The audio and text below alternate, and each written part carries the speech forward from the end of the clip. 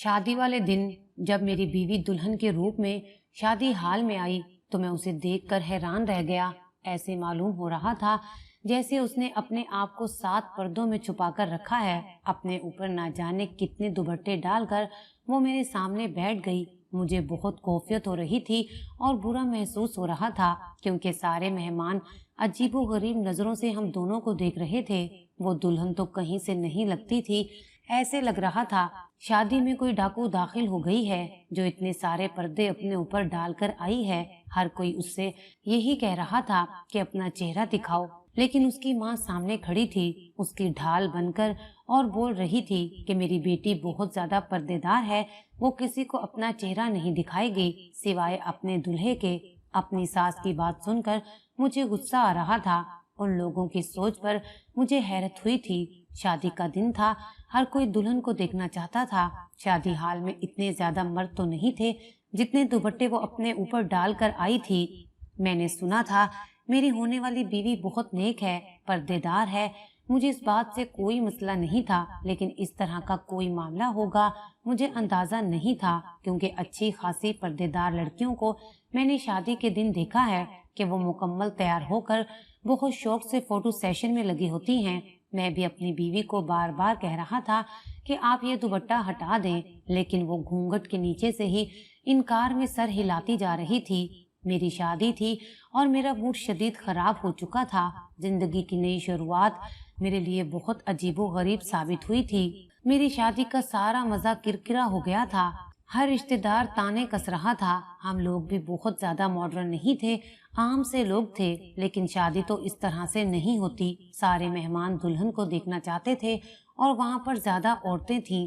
कौन सा इतने ज्यादा मर्द थे। शादी हाल से जब हम दुल्हन को रुखसत करके घर ले आए तब तक मेरा मूड बहुत खराब हो चुका था। मेरे दिल में दुल्हन को देखने की किसी किस्म की कोई चाह बाकी नहीं रही थी। ऐसा लग रहा था शादी के दिन मेरा बहुत मजाक बन चुका है। मैं चाहता था कि दुनिया देखे कि मेरी दुल्हन कितनी प्यारी है। मैंने खुद अब तक उसे नहीं देखा था, लेकिन सुना था कि वो बहुत प्यारी है।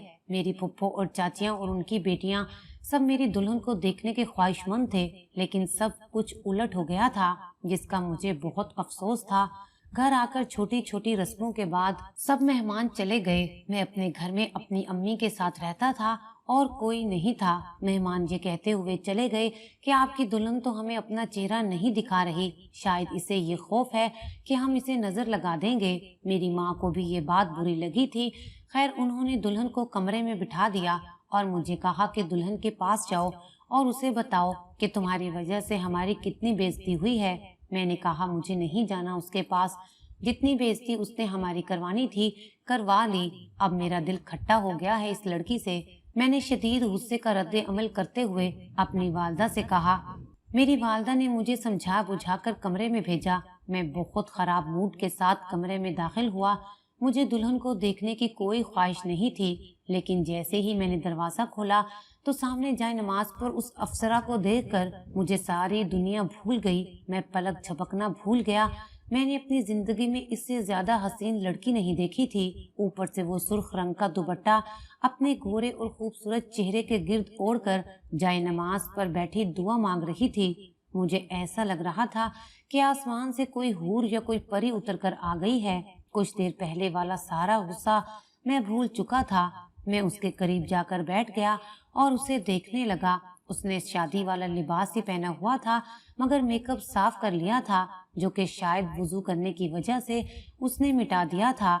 और अब जब वो बिना मेकअप के इतनी हसीन थी तो मेकअप के साथ कैसी लग रही होगी। वो दुआ में इस कदर मशगूल थी कि उसे मेरी आमद की खबर तक ना हो सकी। जब उसने मेरी तरफ देखा तो वो चौंक गई।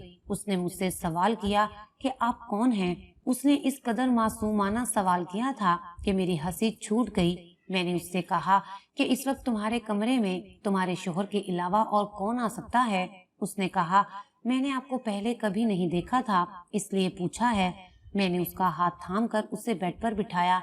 उसने नजरें झुका ली और मुझसे कहा, मैं 5 वक्त की नमाज की पाबंदी करती हूँ। मैंने सोचा आपके आने से पहले इशा की नमाज पढ़ लूँ। फिर कहने लगी, मैंने अपना मेकअप उतार दिया है, मैं वैसे फिर से तैयार हो जाती हूँ। मुझे बहुत अफसोस है आपने उस रूप में मुझे नहीं देखा जिसमें देखने की शायद आपकी ख्वाहिश थी। मैं उसे मना करना चाहता था, उसे कहना चाहता था कि उसे सिंगार की कोई जरूरत नहीं है, लेकिन वो फौरन ही अपना मेकअप बॉक्स उठाकर ड्रेसिंग रूम में चली गई। थोड़ी देर बाद बाहर आई तो मेकअप के साथ आई। अब तो उसके हुस्न को 4 चांद लग गए थे। उसने तमाम जेवरात वापस पहन लिए जो मैंने उसको शादी पर दिए थे। मैं जो बात कुछ देर पहले गुस्से से पूछने वाला था, अब मैं प्यार से पूछ रहा था कि उसने मेरे साथ तस्वीरें क्यों नहीं बनवाई। उसने कहा वो कैमरे में अपना चेहरा नहीं दिखाना चाहती थी। मैं चाहती थी कि सबसे पहले आप मुझे देखें। मेरा सारा हुस्न, सारी खूबसूरती सिर्फ आपके लिए है। मैं क्यों दूसरे लोगों को अपना हुस्न दिखाती फिरूं। फिर उसने कहा कि आप मुझसे नाराज हैं, चलें ठीक है, हम मोबाइल में तस्वीरें बना लेते हैं। फिर उसने मोबाइल में ही मेरे साथ शादी के जोड़े में तस्वीरें बना ली। मुझे अंदाजा हो गया था वो बहुत अच्छी लड़की है और अपने शोहर को राजी करना अच्छे तरीके से जानती है। मेरी बीवी को दूसरे लोग देखें ये तो मुझे भी पसंद नहीं था। खैर मैंने उसे मजीद कुछ नहीं कहा। हमने खूबसूरत जिंदगी के उस सफर का आगाज किया। उसने मुझे बहुत खुशी दी थी, मुझे उससे कोई शिकवा नहीं रहा। शादी के कुछ ही दिनों में मुझे अंदाजा हो गया कि वो जमाने को खुश करने वाली लड़की नहीं है, वो सिर्फ शोहर को खुश करना चाहती है। मैं दिन ब दिन उसकी बातों से मुतासिर होता जा रहा था। मैंने महसूस किया था कि उसका हंसना बोलना हर अंदाज सिर्फ मेरे लिए था। उसे बहुत अच्छे तरीके से पता था कि शोहर को कैसे राजी करना है, मगर मुझे नहीं मालूम था कि आगे किस किस्म की कयामत मेरी मुंतजिर है। मुझे नहीं पता था कि ये सब कुछ मेरी जान का अजाब बनने वाला था। मेरे कुछ दोस्त काफी दिन से जिद कर रहे थे कि कहीं दूसरे शहर जाकर घूम कर आते हैं, लेकिन मेरा दिल नहीं मान रहा था। मैं ऐसी जगहों पर जाना नहीं चाहता था, लेकिन एक दिन उन्होंने बहुत जिद की तो मुझे जाना पड़ा। मेरे जाने का सुनकर मेरी बीवी उदास हो गई और रोने लगी। मैंने कहा कि एक ही रात की तो बात है, मैं वापस आ जाऊंगा, इतना परेशान होने की क्या जरूरत है। मैंने अपनी बीवी को ये नहीं बताया था कि सिर्फ एक दिन की बात नहीं है, बल्कि मेरे दोस्त काफी दिन के लिए मुझे अपने साथ लेकर जा रहे थे। एक दिन का सुनकर ही वो इतना उदास हो गई थी। ये पहली बार था जब मैं बीवी से दूर जा रहा था।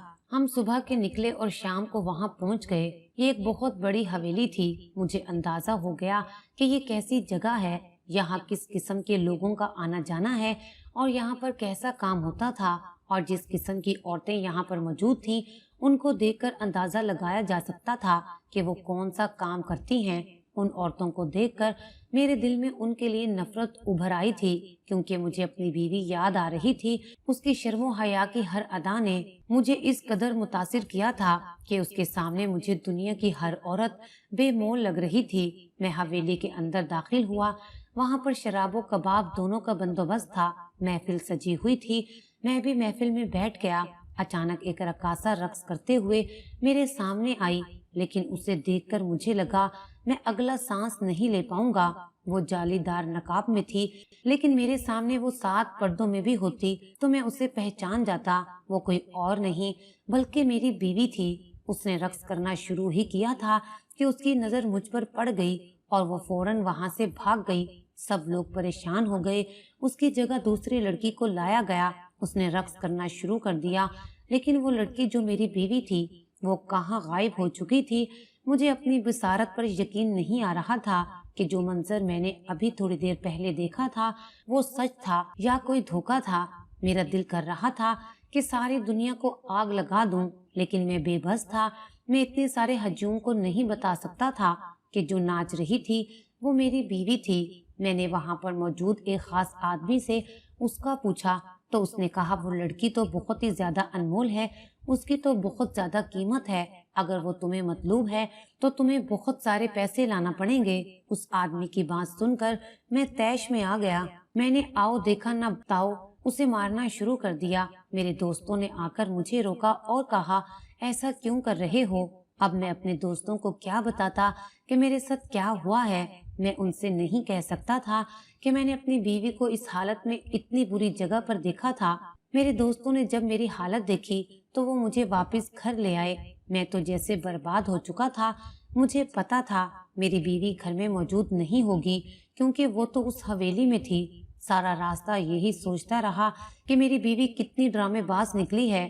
जब मेरी उससे शादी हुई थी, किस तरह वो अदाएं दिखाकर मुझे खुश किया करती थी। मैं समझ नहीं पाया था कि ये अदाएं एक शरीफ औरत की अदाएं नहीं थी। शादी की पहली रात उसका नमाज पढ़ना, शादी के दिन उसका पर्दा, सब कुछ ढोंग था। जब एक मुनाफिक इंसान को अपनी असलियत छुपाना पड़ती है तो वो ऐसा ही करता है। मैं गुस्से से घर में दाखिल हुआ और अपनी माँ से शिकवा करने ही वाला था कि अचानक से रुक गया, क्योंकि मेरी माँ के साथ टीवी लाउंज में मेरी बीवी बैठी हुई थी। वो दोनों टीवी पर कोई ड्रामा देख रहे थे।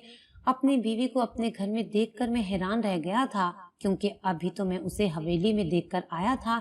मुझसे पहले उसका घर पहुंचना नामुमकिन था। मैं फौरन से आगे बढ़ा, उसे बालों से पकड़कर सवाल करने लगा कि बताओ, उस हवेली में तुम क्या करने गई थी? तुम एक बदकिरदार लड़की हो। मैंने उसे वहीं पर जानवरों की तरह मारना शुरू कर दिया। मैंने उसे इतना मारा कि मुझे लगा कि चंद सांसें ही उसके अंदर बाकी रह गई हैं। वो रो रही थी, अपना कसूर पूछ रही थी। मैंने अपनी माँ से भी शिकवा किया कि मेरी शादी इस बदकिरदार लड़की से क्यों करवाई। मेरी बात सुनकर मेरी माँ को गुस्सा आ गया। मेरी अम्मा ने मुझसे कहा, क्यों वहशी जानवरों की तरह इस बेचारी पर टूट पड़े हो? इसका क्या कसूर है? मैंने तो चुनकर इस लड़की को तुम्हारे लिए मुंतखब किया था। कल तक तो तुम बहुत खुश थे, आज क्या हो गया है?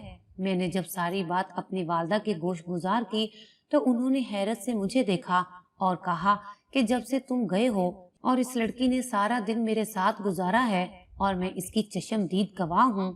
मुझे अपनी वालदा की बात पर यकीन नहीं आ रहा था। मैं अपनी आंखों से उसे वहां देखकर आया था, मगर अपनी वालदा की बात सुनकर मैं सोच में पड़ गया था। मेरी माँ क्यों मुझसे झूठ बोलेगी? मैं खामोशी से अपने कमरे में चला गया। मेरा सर फट रहा था, मुझे कुछ समझ नहीं आ रहा था। मेरी बीवी ऊंची आवाज में रोए जा रही थी। ये सारा माजरा क्या था? मेरी समझ से बाहर था। मेरी माँ ने आज तक कभी झूठ नहीं बोला था। मैंने अपनी बीवी से बातचीत बंद कर दी थी। मेरी बीवी रोते हुए मेरी तरफ देखती रहती थी। अगले दिन तस्दीक के लिए मैं उसी जगह अपने दोस्त के साथ चला गया। मैंने अपने दोस्त को सारा माजरा बता दिया। मेरा दोस्त भी सुनकर हैरान हुआ। हम उस हवेली में पहुंचे और बड़ी राजदारी के साथ हमने उस इंसान का पता करवाया जो उस लड़की का दलाल था, जो उसे हवेली लेकर आया था। मालूम हुआ कि वो लोग गांव के रिहायशी हैं।